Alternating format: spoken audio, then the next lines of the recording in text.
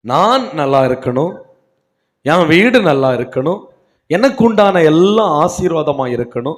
இதற்காக நான் ஆண்டவரை தொழுது கொள்ளுகிறேன். 199% இது சாத்தானுக்கு நன்றாய் தெரியும். சாத்தானுக்கு நன்றாய் தெரியும். ஏன்னா இன்னைக்கு ஆண்டவரை ஆராதிக்கிற பிள்ளைகள் தனக்கு உண்டானவைகள் எல்லாவற்றையும் நேசித்து நேசித்து நேசித்து கர்த்தரை விட்டு தூரமாய் நிற்கிறார்கள். சொல்றது உங்களுக்கு புரியுதில்ல?